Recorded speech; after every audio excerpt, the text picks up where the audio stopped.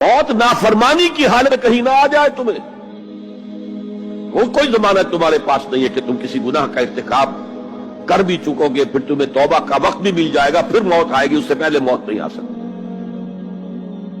کیا معلوم عین اس گناہ کے ارتکاب کے دوران موت آ جائے، وہ موت کیسی ہوگی؟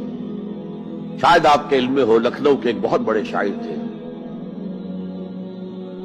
اور ان کی موت بہت ہی مکروہ حالات میں واقع، رات کو 2-3 بجے، جس کو آپ انگریزی میں کہتے ہیں in the small hours of the morning, شراب خانے سے نکلے، نشے میں دھت، چکر آیا، گرے، اور ساتھ ہی بدرو جا رہی تھی گندی نالی، اس میں گر گئے، وہاں سے لاش برآمد۔ کیسی موت ہے یہ؟ نافرمانی کی حالت میں موت آئی ہے، شراب کے نشے کی حالت میں موت آئی ہے۔ اور کیا یہ ممکن نہیں ہے کہ کوئی شخص بدکاری کا ارتکاب کر رہا اور عین اسی فعل کے دوران موت آ جائے؟ اچھا، اب اگر آپ نے طے کر دیا نہیں مروں گا مگر حالت فرما برداری میں، اس کی ایک ہی شکل ہے، کوئی لمحہ بھی نافرمانی میں بسر نہ ہو، مبادا اسی لمحے موت آ جائے۔ ہر لمحے کا پہرا دیجئے، ہر ساتھ کی پوری حفاظت کیجئے، کہیں نافرمانی کا کوئی ارتکاب نہ ہو اور غیر اس حالت میں کہیں موت نہ آئے۔ میں وہ حدیث آپ کو سنا چکا ہوں، لا یزنی الزانی حین یزنی وہو مومن، کوئی زانی حالت ایمان میں زنا نہیں کرتا، جب وہ زنا کر رہا ہوتا ایمان اس کے دل سے نکل کر اوپر سر پر منڈلاتا رہتا۔ کوئی چور حالت ایمان میں چوری نہیں کرتا، ولا یسرق السارق حین یسرق وہو مومن، کوئی شرابی حالت ایمان میں شراب نہیں پی سکتا، ولا یشرب الخمر حین یشرب وہو مومن۔ اگر ایمان بھی ہو دل میں اور یہ حرکات بھی ہو رہی ہو تو وہ ایمان 2 پیسے کا نہیں، 2 ٹکے کا نہیں، کیا اس ایمان کی قیمت ہے؟ کیا قدر و قیمت ہے اس کی؟ اب اگر عین اسی حالت کے اندر موت آ گئی تو یہ تو خلوع ایمان ہے، ایمان کا خالی ہو جانا ہے۔ یہ ہے وہ بات جو کہی گئی۔ اب یہ اسلام اور تقوی، ان دونوں کو یہاں نوٹ کر لیجئے۔ یا ایھا الذین آمنوا اتقوا اللہ حق تقاتہ ولا تموتن الا وانتم مسلمون۔ اے ایمان کے دعوے دارو، اللہ کا تقوی اختیار کرو جتنا کہ اس کے تقوی کا حق ہے، اور دیکھنا موت نہ آنے پائے مگر فرما برداری کی حالت۔ اب یہ اینٹیں اگر پختہ ہو گئی ہیں، ہم نے جہاد کے مختلف مراحل ان پر غور کیا تھا۔ پہلا مرحلہ کیا تھا؟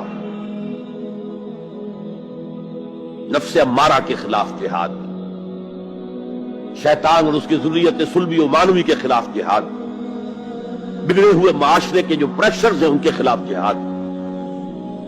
یہ 3 جہاد کر کے کما حقہ فرض کیجئے کہ اب آپ تقوی اور فرما برداری کی روش پر راسخ ہو گئے، قائم ہو گئے۔ اب اگلا قدم کیا ہے؟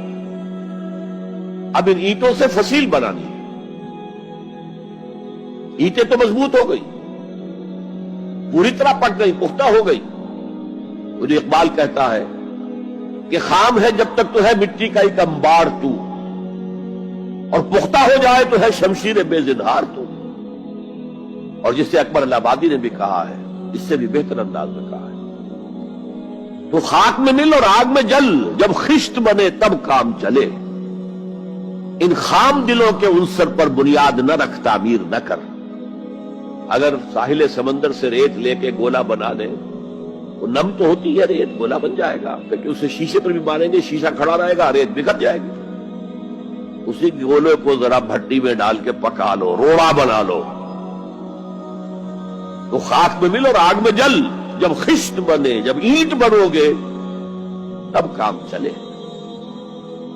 اب اگر اسے مارو گے تو کوئی نتیجہ تو برآمد ہوگا کہ نہیں؟ تو یہ پختہ افراد کی شخصیت کو پختہ کرنا جو ہے کہ اجتماعی اس کو نظر انداز کرتی ہے، جیسا کہ میں نے عرض کیا تھا، پہلی منزل تعبیر نہیں کی، دوسری کے اوپر چڑھا ہو گئے، دوسری ہے نہیں، تیسری جو ہے وہ ہوا کے اندر اس کی تعمیر ہو رہی ہے۔ ہماری بہت سی ناکامیوں کا اصل سبب یہ ہے۔ حضور نے پہلے افراد کو تیار کیا ہے، افراد کے ہاتھوں میں ہے اقوام کی تقدیر، ہر فرد ہے ملت کے مقدر کا ستارہ،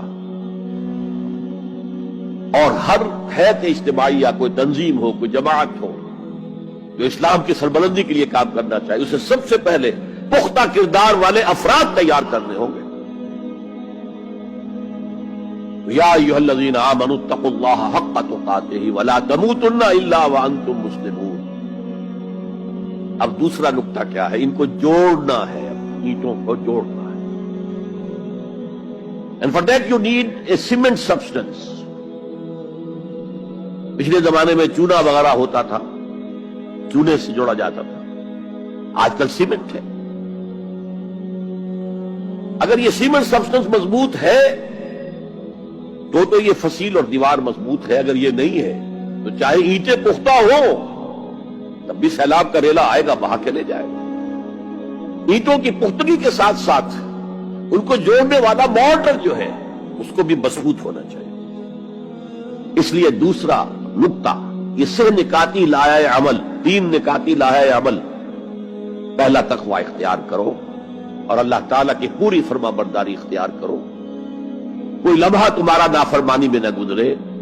اب واعتصموا بحبل اللہ جمیعا ولا تفرقوا، چمٹ جاؤ اللہ کی رسی کے ساتھ مل جل کر اور تفرقے میں نہ پڑو۔ اعتصام عصمت سے بنا، عصمت حفاظت کو کہتے ہیں۔ اعتصام حفاظت حاصل کرنا۔ جیسے آپ دیکھتے ہیں کہ کسی بچے کو اگر کوئی خوف لاحق ہو جائے، کوئی ڈرائے، وہ آئے گا، دوڑے گا، ماں کی گود میں آ کر ماں سے چمٹ جائے گا۔ وہ یہ سمجھتا ہے اپنے چھوٹے سے ذہن کے مطابق میں قلعے میں آ گیا ہوں۔ یہ دوسری بات ہے کہ کوئی شفاق انسان، جیسے فسادات ہوتے ہیں یا جیسا کچھ سن 47 میں ہوا تھا، کوئی شفاق بھیڑیا صفت انسان آئے، بچے کو کھینچے ماں کی گود سے، اچھالے اور کسی نیزے میں پرو لے۔ لیکن بچہ یہ سمجھتا ہے کہ میں آ گیا ہوں، پناہ میں آ گیا ہوں، قلعے میں آ گیا ہوں۔ یہ ہے اعتصام۔ اور عجیب بات یہ ہے کہ جو اس سورہ مبارکہ کی جو ہم نے شروع کی ہے آیات، وہاں سے ایک آیت پہلے جو ہے 10ویں رکوع کی آخری آیت، وَمَنْ يَعْتَصِمْ بِاللَّهِ فَقَدْ هُدِيَ إِلَىٰ صِرَاطٍ مُسْتَقِيمٍ۔ یہاں حبل اللہ نہیں ہے، جو اللہ کے ساتھ چمٹ جائے تو اس کی ہدایت تو ہو گئی صراط مستقیم کی طرف، اللہ سے جڑ جاؤ۔ سورہ حج کی آخری آیت کے بھی آخری الفاظ یہی ہے، وَاعْتَصِمُوا بِاللَّهِ فَأَقِیمُوا الصَّلَاةَ وَآتُوا الزَّکَاةَ وَاعْتَصِمُوا بِاللَّهِ۔ وہ تمہارا پشت بنا ہے، وہ مولاکم ونعم المولا ونعم النصیر۔ کیا ہی اچھا ہے وہ مولا، پشت بنا، مددگار، حمایتی، کیا ہی اچھا ہے وہ مدد کرنے والا۔